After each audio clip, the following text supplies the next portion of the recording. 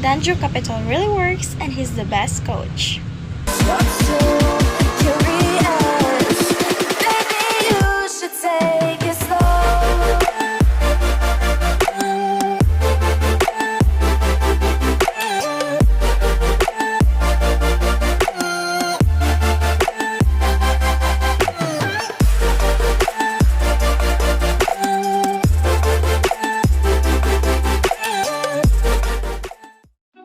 Okay bang magkaroon ng credit card? Ang daming tatanong sa akin, Boss Danjo.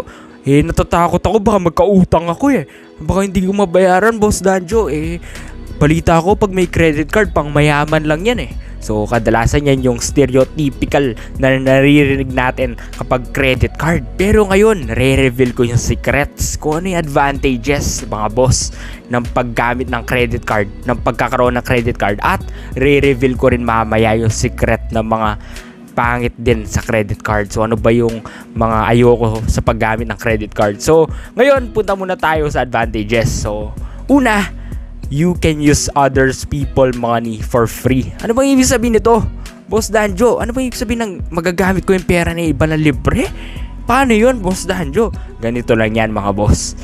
Kapag may credit card ka, saan ba galing yung credit card usually? Sa bangko. Yung pera ng bangko, saan ba galing? Sa mga tao. So, yung ginagamit mo pang purchase na items using those credit card ay galing sa mga tao. Alright? So parang pinapaikot yan, pero in a certain way, ginagamit mo yung pera na ibang tao na libre. So swipe ka lang na swipe, di mo na namamalayan, wow, meron na akong bagong iPhone. Wow, meron na akong bagong TV. Diba mga boss? Antindi, diba? So yan yung advantage ng credit card. Bili ka lang ng bili, hindi mo namamalayan na pwede rin maging disadvantage mamaya. So explain natin yan kung bakit. So next na advantage ng credit card, mga boss, na very important, nakakataas to ng credit score. So ano ba yung credit score, Boss Danjo? Hindi ko alam ng kalam-alam dyan So ganito lang yan, boss. Right? Ang credit score, kapag maglo-loan ka in the future at kailangan mo ng malaking loan, bago ka pahiramin ng bangko, kailangan malaman niya muna kung nagbabayad ka ng mga utang. Kung meron kang credit card, meron ng easy way para alamin ng bangko, may credit card to at good standing siya, so parati siya nagbabayad ng credit card niya. So pag magpapahiram kami dito, okay na candidate to. Right? Ganyan yan. So isipin ng bangko, wow, good candidate to kasi nga nagbabayad to ng credit card. So less likely ka pang maraming pang tatanungin sa'yo. Hindi na, kasi nga lagi ka nagbabayad ng credit card mo, mataas yung credit score mo compared doon sa isang tao na may credit card nga pero hindi niya nababayaran, o kaya pinakancel na niya yung credit card niya kasi nga hindi na niya nabayaran, o kaya wala siyang credit card. Ito pa, kung wala kang credit card kasi average lang yung credit score mo unless sobrang laki mong kumita, yung ITR mo, alright, yung business income mo mataas, yung proof documents mo COE, so yung income documents mo mataas, yung salary mo nakapakita doon, so madali ka rin ma-approve doon. Pero kung wala kang mga ganon, tapos gusto mo mag-loan ng malaking pera, gusto mong bumili ng dream car mo, gusto mong bumili ng dream house mo, paano ka ngayon ma-approve sa bangko, boss? Ayan ang credit card. Alright? Yan yung hindi alam na ibang tao Akala nila, pag credit card, Boss Danjo utang lang yan. Hindi! Maraming advantage ang credit card, mga boss. Alright? Next advantage, you can leverage. Ngayon, ano tong leverage na to, Boss Danjo? Parang interesting naman yan. Sarap pakinggan, kaso hindi ko alam. Alright? So, ang leverage, ganito yan, mga boss. Pwede kang mag-invest sa business mo. For example, advertising expense. For example, gusto mong dagdagan yung binibenta mong produkto, pero wala kang pera. Wala ka pang pera ngayon. Gusto mong bumili ng maraming produkto para ibenta mo na mas mataas. Anong gagawin mo? Ayan, papasok ang credit card. Bibili ka muna gamit credit card para ma-stock mo yung mga produkto. Kapag nabenta mo na, babayaran mo na lang yung balance mo sa credit card. Pero matindi, tumubo ka na. Ayan, leverage, mga boss. So yung mga wise entrepreneurs na kilala ko sa network of friends, mga boss, lagi silang merong credit card kasi alam nilang gawin yung leverage na tinatawag. So kailangan nila yon para kuwari kulang yung cash nila sa bank. For example, yung savings account nila kulang. So, makakagamit sila ng cash using credit card as a form of debt So meron kasi dalawang klase ng debt mga boss. Hindi lahat ng utang ay masama. Merong good debt at bad debt. Yung good debt kapag ginagamit mo sa business pang offense, no? Pang offense, pang parami ng kita. Yung bad debt, yung ginagamit mo lang sa luho. Gagamitin mo sa kotse, gagamitin mo sa pambili ng bahay na hindi mo naman kailangan, na malaking bahay, yan. So, nagtuturo na ako ng solid advice dito mga boss ha. This is solid financial advice. So, sobrang dami ko nadaanan sa buhay. Talagang pinagdaanan ko lahat yan mga boss. Di ako makakarating dito kung hindi ko alam lahat ng yan. So, salamat din sa mga mentors ko na tumulong sa akin, no? Pero let's proceed na sa credit card. Ano naman yung disadvantage, Boss Danjo? Puro masaya yung advantages pero pag narinig namin yung disadvantage, baka magdalawang isip ako, Boss Danjo. So ito na, unang disadvantage, baka hindi mo alam na nababaon ka na sa utang. Yan. So pwedeng mataas yung credit limit mo, pwedeng nakita ng bangko, taas ng kita nito, engineer to, o kaya businessman to. So, taas ng kita niya, taasan natin yung credit limit. So, tapos, first week pa lang, nakuha mo na yung credit card mo, no? Siyempre, one day millionaire ka no? So, nakuha mo na yung credit card mo, ready ka na. Bibili ka na ngayon ng iPhone, bibili ka ng, gusto mo, si Mrs., bilhin mo siya ng magandang bag, no? Siyempre, para sumaya siya kasi yan, tagal mo nang gustong bumawi sa kanya, hindi ka pa nakakabawi, no? So, ayan tuloy. Tapos, after 1 month, nakita mo tuloy yung statement mo. Bankrupt na, patay, paano na ang utang sa Bombay? Ayan na, boss. So, anong gagawin mo yan? So, dahil wala ka na, okay, wala ka ng pambayad do sa utang mo, pwede kang mabaon sa utang at magkakaroon ka ng solid bad credit. Yan.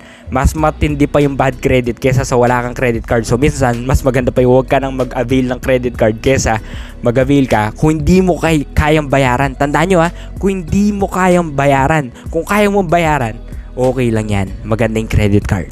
Alright? Next disadvantage ng credit card mga boss, bukod sa hindi mo alam na marami ka nang nasa-swipe kasi nga masarap yung feeling ng pag-swipe lang, no? Compared to sa may cash ka na binabayaran mo, parang sakit no? Sakit sa bulsa. So, ang next disadvantage din ng credit card mga boss, eto, merong annual fees yan. So, hindi lang libre yan, kadalasan may annual fee yan. Pero ang good news, pwede mong tawagan yung bangko, pa-waive mo. Ano ba yung ibig sabihin nun, Boss Nacho? Secret strategy to. So, konti lang nakakalam nito. Pwede kasing marami ka nang nabibili. So, let's say regular buyer ka, no? Tapos ginagamit mo yung credit card. Pwedeng tumawag ka lang sa bangko, no? Sabihin mo, pwedeng pa-waive yung current annual fee ko. So, pag winave yan, wala ka nang babayaran. At kadalasan yung annual fees, libre yan sa first year. So, first year, libre annual fees. Most credit cards ganyan.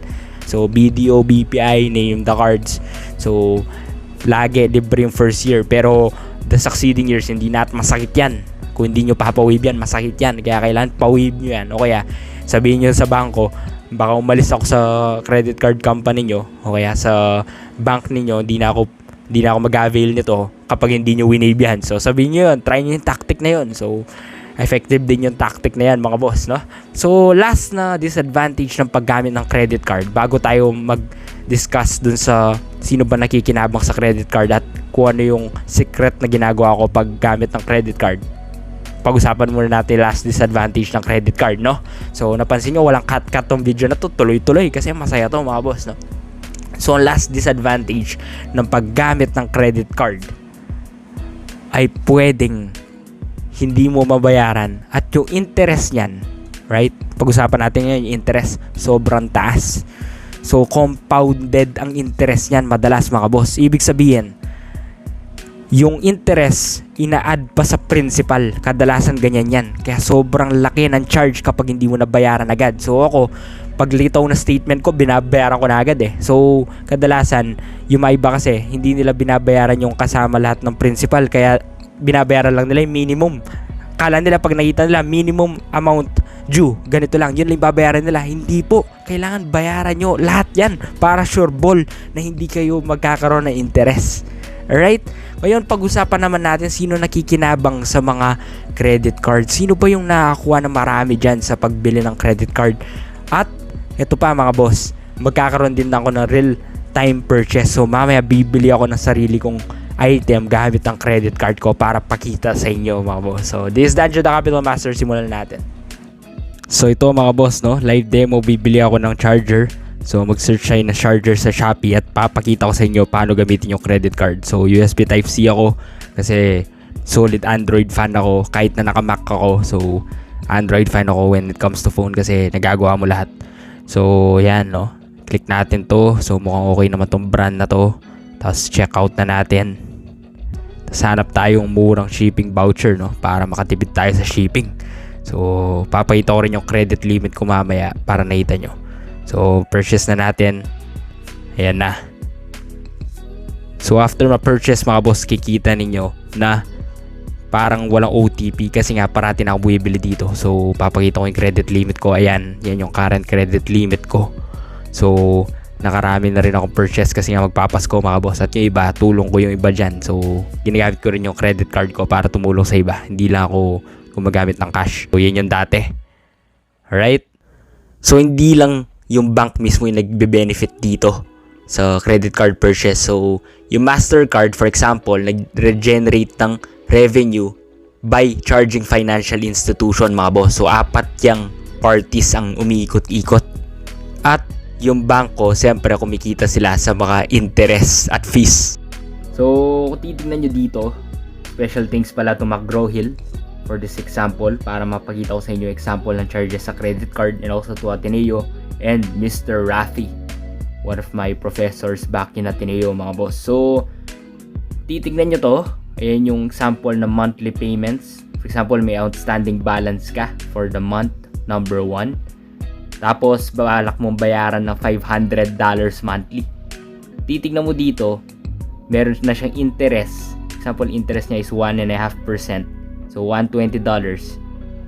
Okay, tapos reduction, yung 500 na binayaran mo minus do sa interest, meron 380 na natira na ma-minus na lang sa outstanding balance mo ay yung 380 dahil sa interest. So kung titingnan mo dito, yung ending balance after mo magbayad ng tatlong tagpa 500 kada buwan, tatlong tagpa $500 yan, natira 6,842 na dapat 6,500 lang yan kasi nga 500 times 3, so $1,500, tapos tatlong beses mo binayad yan, so tagpa 500 per month, dapat 6,500 lang yan kasi nga 8,000 minus 1,500, 6,500. Pero nakikita mo yung ending balance dito, ano, 6,842.81.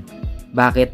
Dahil yan sa interest, mga boss. Yun yung sinasabi ko na huwag kayong magbabaldog lang, huwag kayong maghuhulog lang ng minimum, right? Kailangan sagarin nyo na kung kaya nyo naman. Kung may pera naman kayo, huwag nyo munang igastos sa iba yan. Bayaran nyo muna yung credit card charges ninyo, huwag lang minimum, right?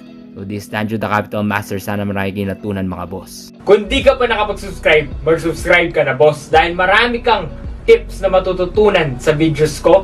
Lalo na kapag nag-review ako ng NFT games at ibang mga apps na malaki ang kita na makakatulong sa side hustle mo, sa income mo, o kaya baka naman i-replace mo na yung trabaho mo, boss.